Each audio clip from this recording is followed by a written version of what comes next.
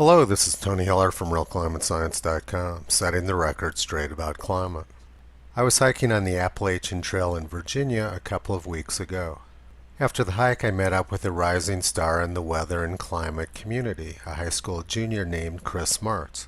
We were talking about Venus, and Chris asked me to make a video about what we were discussing. I like the idea of doing videos with real science rather than just debunking the junk science of climate alarmists. I used to be a high school science teacher and really enjoyed doing that. The only reason I quit being a teacher was because it didn't pay well enough to make a living. Venus was the Roman goddess of love. This painting was made by Botticelli around the year 1480. The planet Venus was named after the goddess. Venus is the third brightest object in the sky after the sun and the moon. The reason Venus is so bright is because it's completely surrounded by clouds. These white clouds allow little sunlight through its atmosphere and reflect most of the sunlight back into space. Thus, Venus appears very bright in the sky. What you're seeing when you look at it is reflected sunlight off the clouds. Venus is about the same size as Earth, but as you can see, there's some major differences. Venus has a lot more clouds than Earth does, and most of Earth's surface is covered with oceans. You can't see it in the picture because of the clouds, but there's no liquid water on Venus. And there's a couple more things which you can't see from these pictures. Venus has a very thick atmosphere with a surface atmospheric pressure about 90 times higher than our planet. Venus is also extremely hot. Temperatures there are hot enough to melt lead. You can see from this drawing that Venus is just slightly smaller than the size of the Earth. Amazingly, the Russians were able to land a spaceship on Venus in 1982 and take a few pictures before the electronics fell apart. As you can see, Venus looks a lot like Arizona. So let's go to Arizona for the next part of our lesson. I've hiked down the Grand Canyon on days when it was very cold and snowy at the top, and by the time I got down here to the plateau, it was extremely hot. The bottom of the Grand Canyon is always much warmer than the top. Temperatures increase about 5.5 degrees Fahrenheit for every 1,000 feet you go down in elevation. The Grand Canyon is more than 5,000 feet deep, so temperatures at the bottom are about 30 degrees Fahrenheit warmer than temperatures at the top. The more weight of air there is above you, the higher the temperatures are going to be. The atmosphere on Venus is about 90 times thicker than the atmosphere on Earth. Thus, the surface of Venus is extremely hot for the same reason why the bottom of the Grand Canyon is hot. If the Grand Canyon was another 20 miles deeper than it is, it would be just as hot down there as the surface of Venus. So this begs the question, why is the atmosphere of Venus so much thicker than the atmosphere of Earth? So we're going to go back to the Grand Canyon to answer that question and do some geology. You can see that the Grand Canyon is made up of distinct layers of different colored rock. Some layers are white and some layers are more reddish. Some layers form steep cliffs and other layers make more gentle slopes. These sort of properties are determined by the composition of the rocks. There's two layers we're going to focus on. One is this white layer at the top called the Kaibab limestone, and the other one is this red layer in the middle called the Redwall limestone. Let's take a closer look first at the Kaibab limestone.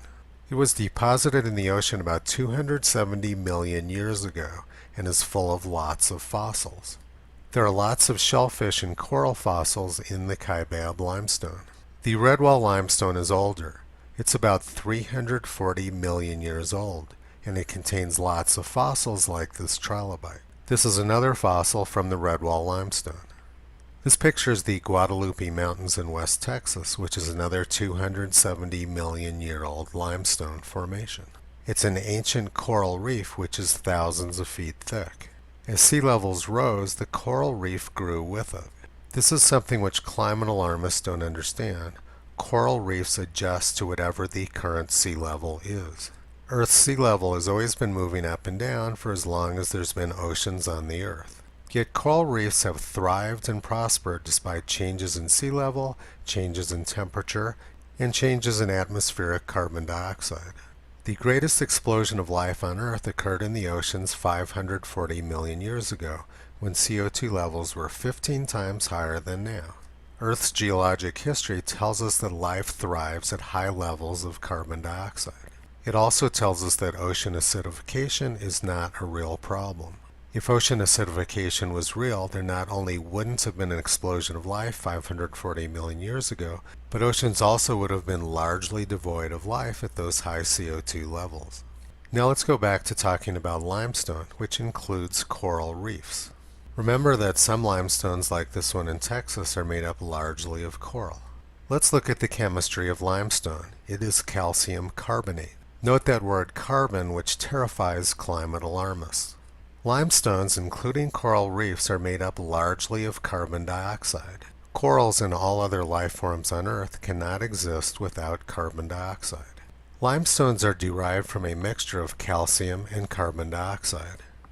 The calcium comes primarily from volcanic rock on the ocean floor, which is being dissolved by the seawater. The carbon dioxide comes from the atmosphere and also dissolves in the ocean.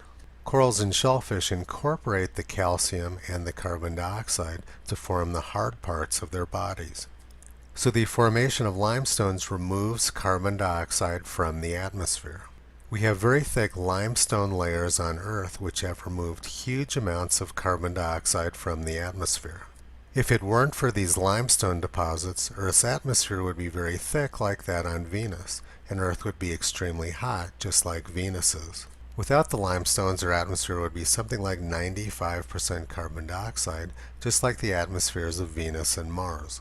And remember that these limestones form in the ocean. Many limestones consist primarily of corals and shellfish. So the reason that we don't have a thick atmosphere like Venus is because we have all of these oceans. Corals and shellfish grew in the oceans, they removed carbon dioxide from the atmosphere, greatly reduced the thickness of Earth's atmosphere, and thus made Earth much cooler than Venus's. So the next time you see a coral or a shellfish, you can thank them for saving the Earth from becoming like Venus. And that's your geology lesson for the day.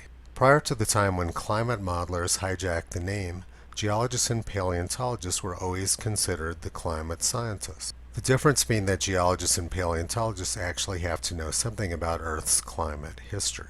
And unlike climate modelers, we actually have to be right a significant percentage of the time.